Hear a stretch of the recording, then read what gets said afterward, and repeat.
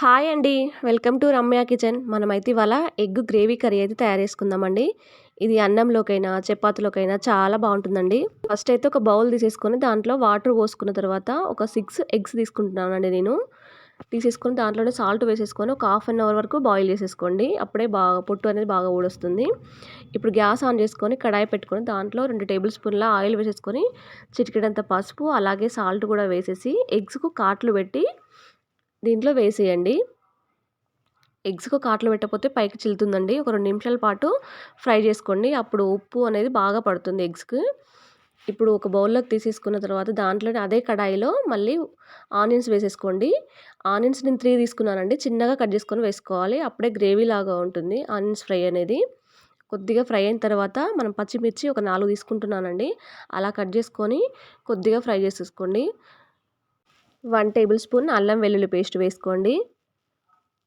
Fresh చేసుకుంటే ఇంకా చాలా టేస్టీగా ఉంటుందండి ఇందులో. అలా కలిపేసుకున్న తర్వాత హాఫ్ టీ స్పూన్ వరకు పసుపు వేసుకోండి.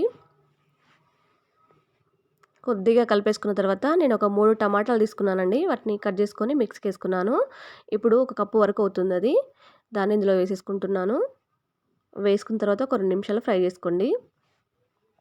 ఫ్రై చేసుకున్న తర్వాత నిమ్మకాయ సైజంత చింతపండు తీసేసుకొని నానేసుకొని కొంచెం పులుసులాగా చేసుకోండి. ఒక కప్పు వరకు ఇందులో పోసేసుకుందాం మనం ఇప్పుడు.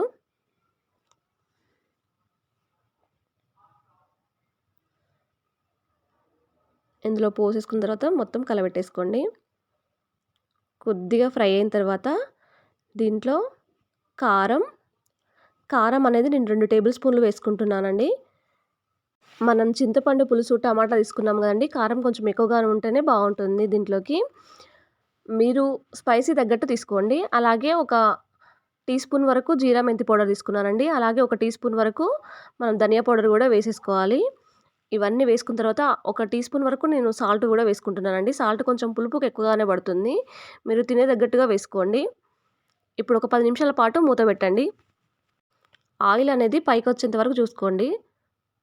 చూడండి ఆయిల్ అనేది పైకొచ్చింది కదా! ఇప్పుడు ఇందులో ఎగ్స్ వేసి ఒక 5 నిమిషాల పాటు మూత పెట్టండి. చూడండి ఎగ్స్‌కి కూడా మసాలా గ్రేవీ అనేది బాగా పట్టేసింది కదా! ఇప్పుడు చివరగా కొత్తిమీర వేసుకొని ఒక నిమిషం పాటు మూత పెట్టేసేయండి. 5 నిమిషాల పాటు చల్లారనివ్వండి. చల్లారిన తర్వాత ఇలా తయారైపోతుంది. అంతే ఎగ్ గ్రేవీ కర్రీ అనేది తయారైపోయిందండి.